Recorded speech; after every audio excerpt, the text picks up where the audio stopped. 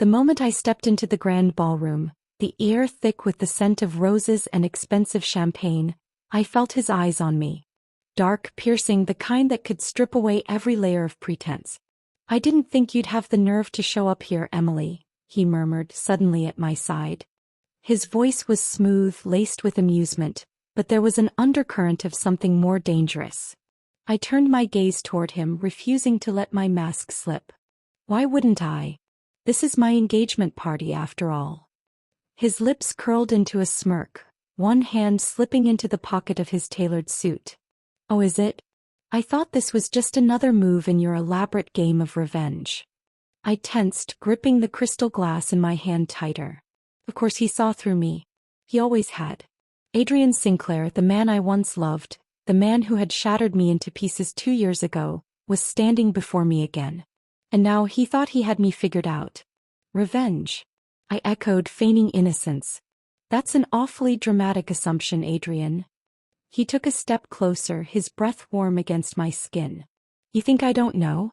You're engaged to Alexander Sterling, my biggest rival.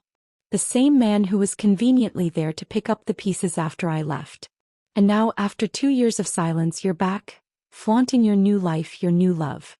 It's too perfect, Emily. Too calculated." My heart pounded, but I forced a soft laugh. "Maybe you just don't like seeing me happy." His fingers brushed against my wrist, a ghost of a touch. "Maybe. Or maybe I know you better than anyone else ever could. And I know you're lying."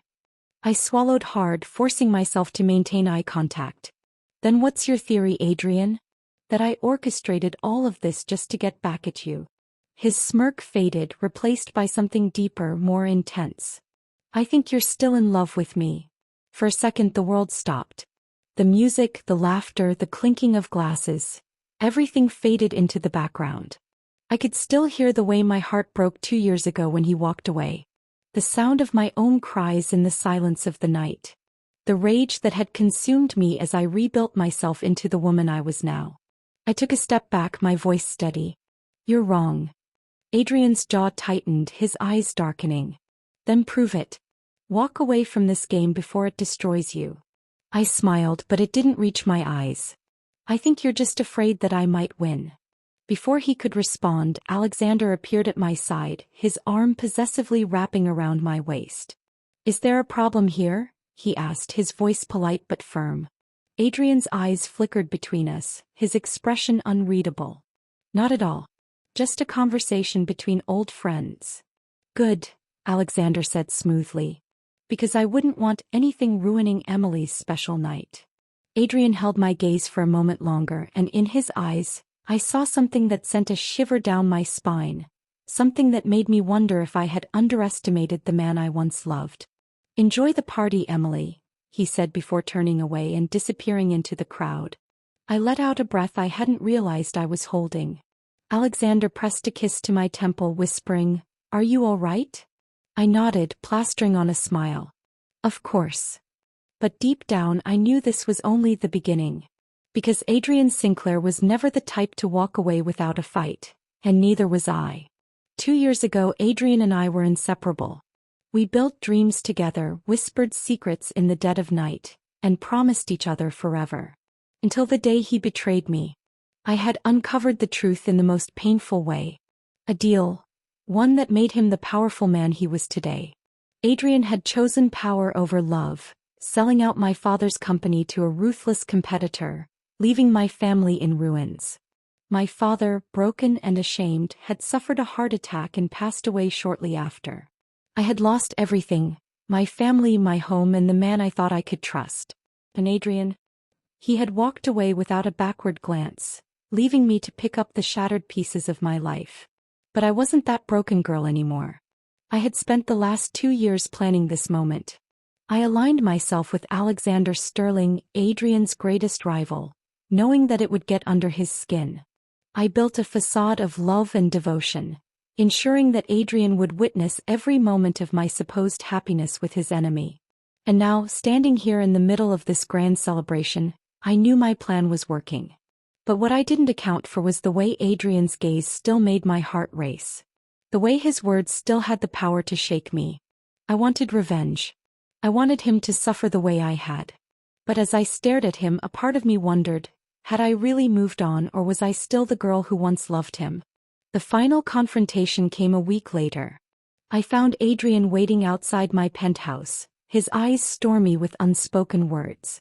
"Tell me, Emily, was this your plan all along? To destroy me?" I crossed my arms, my voice cold. "You destroyed me first." He let out a bitter laugh. "Is that what you think? That I left you for power?" "I don't think, Adrian. I know. I saw the documents. You signed away my father's company to those sharks and then walked away like I was nothing." He stepped closer, his voice raw. "I did it to protect you." I froze. "What?" "Those men weren't just businessmen, Emily. They were criminals with blood on their hands. They threatened your father, your family. If I hadn't given them the company, they would have gone after you. I made the deal because it was the only way to keep you safe." I shook my head, my breath coming in short gasps. "No. That can't be true." Adrian reached into his jacket and pulled out a folder. "These are the police reports, the threats, the recorded conversations. Your father knew, but he refused to tell you. He didn't want you to live in fear. He begged me to protect you in any way I could. So I did what I had to. I made them think I didn't care, that you meant nothing to me. But every move I made was to keep you safe." My hands trembled as I took the documents, scanning through them. The threats were real. The danger was real. And Adrian had sacrificed everything to protect me. Tears blurred my vision. "Then why didn't you tell me?" He sighed, running a hand through his hair. "Because at the time I thought distance was the only way to keep you safe. But now I see you standing beside Alexander, so close to the people I tried to shield you from. If I don't tell you the truth now, you might walk into a danger you don't even realize exists. I can't let that happen. Not again." I felt my walls shatter, the years of anger and pain collapsing. And for the first time in 2 years, I let myself feel it all.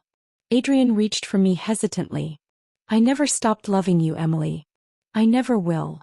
I closed my eyes, knowing that this wasn't just about revenge anymore. It was about love, sacrifice, and the choices that defined us. And maybe, just maybe, it was about finding our way back to each other.